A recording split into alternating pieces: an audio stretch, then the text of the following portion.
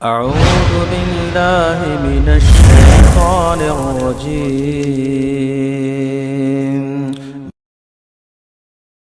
خشوع ایک ایسی چیز ہے کہ کسی بھی عبادت کی قبولیت کے لیے وہ شرط ہے۔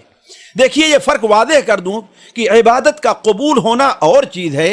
اور عبادت کا صحیح ہونا اور چیز ہے، دونوں میں فرق ہے۔ عبادت صحیح ہو جائے گی لیکن قبولیت بڑا اہم مسئلہ ہوا کرتا ہے۔ تو خشوع اور خضوع ایسی چیز ہے جو عبادت کی قبولیت کے لیے شرط ہے۔ چنانچہ وہ مشہور حدیث جسے امام مسلم رحمہ اللہ اپنی کتاب صحیح مسلم میں نقل فرماتے ہیں، حضرت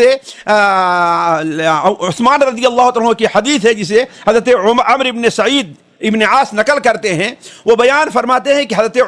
عثمان رضی اللہ عنہ کے پاس ایک بار ہم وضو کا پانی لے آئے۔ اب وضو کے پانی سے انہوں نے تو وضو کیا، اس کے بعد پھر کیا بیان فرمایا کہ اللہ کے رسول یعنی وضو کرنے کے بعد بیان فرمایا کہ ہم نے اللہ کے رسول صلی اللہ علیہ وسلم سے یہ سنا ہے کہ ما من امرئ مسلم، کوئی بھی مسلمان بندہ ہے جب کسی نماز کا فرض نماز کا وقت ہو جاتا ہے تو ایسے موقع پر فیحسن وضوءها، وہ اس نماز کے لیے اچھی طریقے سے وضو کرتا ہے، وخشوعها،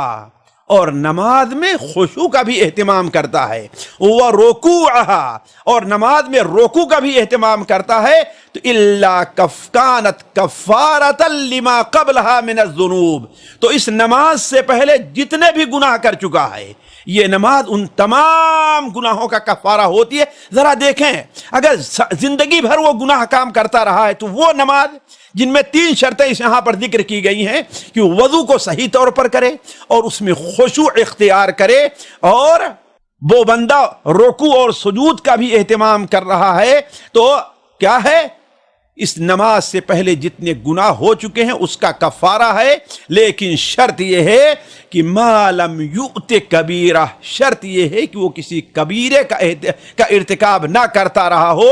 اور آگے کیا بیان فرمایا، وذالک الدہر کلہ، اور یہ اس کو ہمیشہ یہ اجر ملے گا۔ تو کہنے کا مطلب یہ ہے کہ اس حدیث سے پتہ چلا کہ بندے کی نماز کی قبولیت کے لیے یعنی بندے کو جو بڑا اجر حاصل ہوتا ہے اس کو لیے یہ ضروری ہے۔ نماز میں خشوع اور خضوع کی اہمیت یہ ہے کہ بہت جہاں وہ حدیث سے معلوم بہت بڑے اجر کا سبب ہے کہ بندہ جہاں پر اس کی عبادت قبول ہوتی ہے وہیں بہت بڑا اجر اس کو ملتا ہے۔ كنتم خير أمة أخرجت للناس تأمرون بالمعروف وتنهون عن المنكر وتؤمنون بالله